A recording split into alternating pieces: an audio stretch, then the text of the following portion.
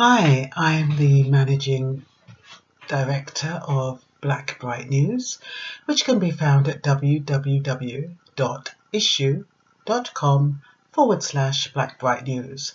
Issue is spelled ISSUU, and Blackbright News is a philanthropic publication that comes out quarterly, usually. It's been a bit remiss recently, but it can be found there and you can download it free of charge. Now, today I want to talk about the sad killing of Jermaine Groupon last night. Another stabbing. The Metropolitan Police say that gun crime has increased by 23% and knife crime has increased by 20%. And we have to ask ourselves, is it best to keep our sons at home? These are boys aged 15 to 19 years old, sometimes as young as 13 years old, being stabbed. Jermaine was stabbed by a samurai knife. How the hell can you get hold of a samurai knife? Who's selling them? The legal size of a knife is no more than 3 inches.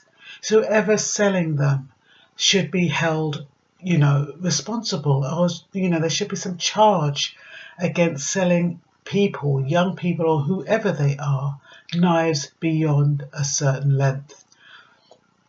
Now, I have a grandson who's 13, and I just, my heart goes out every time he's out of my sight. I worry. And it's like for so many parents who have young boys, you have to be so nervous about sending them out. Jermaine was out. Apparently he normally calls his sister to come and pick him up, or he Snapchats his sister and she'll come and pick him up. But this time, apparently gang members just came and stabbed him to death.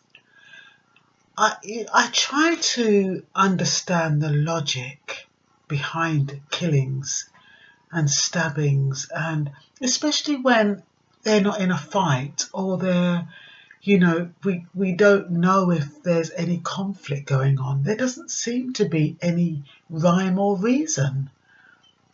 Back in my day when, somebody got killed, it was usually precipitated by a fight, an argument, something like that. But now it just seems to be random killings. And it's really unnerving.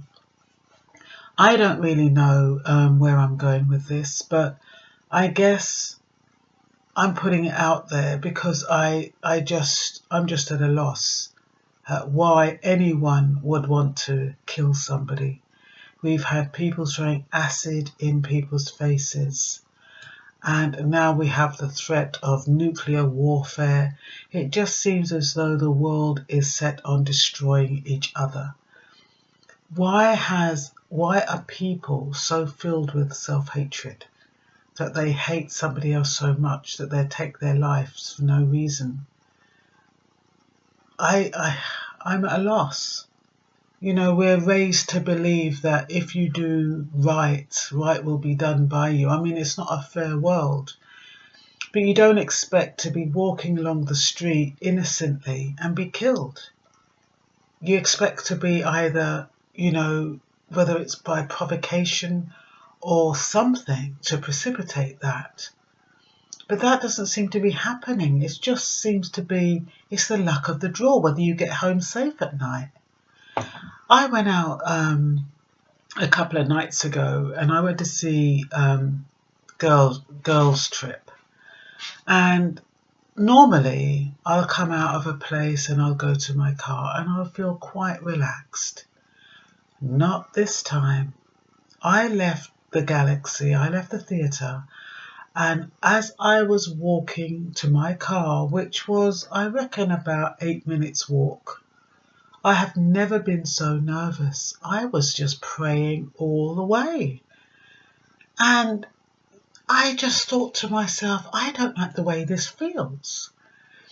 Now, the media, they're not exaggerating in these incidents. These incidents are happening.